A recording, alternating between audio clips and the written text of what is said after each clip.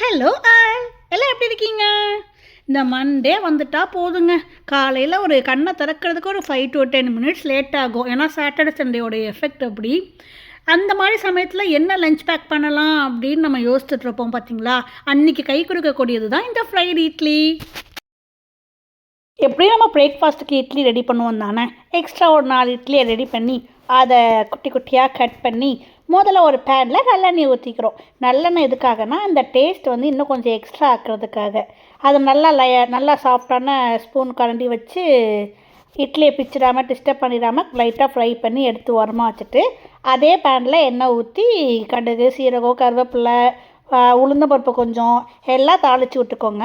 அப்புறம் வெங்காயத்தையும் வதக்கிட்டு உங்கள்கிட்ட தோசை பொடி, இட்லி பொடிலாம் இருக்கும் இல்லைங்களா, அது போட்டுக்கோங்க. அப்படி இல்லைன்னா கரம் மசாலா, சில்லி பொடி இதை மட்டும் போட்டுட்டு அது கூட வந்து நம்ம லெமன் நம்ம கட் பண்ணி வச்சுருக்கிற இட்லியவும் சேர்த்து போட்டு ஒரு 2 நிமிஷம் ஃப்ரை பண்ணி அந்த இட்லி கலர் மாறுற அளவுக்கு நல்லா ஃப்ரை பண்ணி எடுத்துக்கோங்க. லாஸ்ட்டாக நம்ம என்ன பண்ணணும் அப்படின்னா லெமனுங்க கூட கொஞ்சம் டேஸ்ட்டை எக்ஸ்ட்ரா ஆட் பண்ணுறதுக்காக லெமன் வந்து ஒரு ரொம்பலாம் வேண்டாம், ஒரு 10 சொட்டு வர்ற அளவுக்கு லெமனை வந்து லைட்டாக புழிஞ்சு விட்டுக்கோங்க மேலே. எதுக்காகனா அந்த ஜூஸியாக இருக்கும் சாப்பிடும்போது. இட்லி வந்து ரொம்ப காஞ்சு போய் ஏன்னா மதியம் ஓப்பன் பண்ணும்போது இட்லி ஆடிருக்கும் இல்லையா. ஸோ இந்த லெமன் கொஞ்சம் புழிஞ்சு விடுறதுனால அந்த புளிப்பு சுவைக்கு நல்லாவே இருக்கும். அவ்வளோதான். இனிமேல் மண்டே டிஃபன் பாக்ஸ்க்கு வந்து நீங்கள் ஃபீல் பண்ண தேவையில்லை. ஃப்ரைட் இட்லி வச்சோமா, பாக்ஸை கட்டினோமா, பாய் பாய் சொன்னோமா, அனுப்புனோமா அப்படின்ட்டு இருக்கலாம்.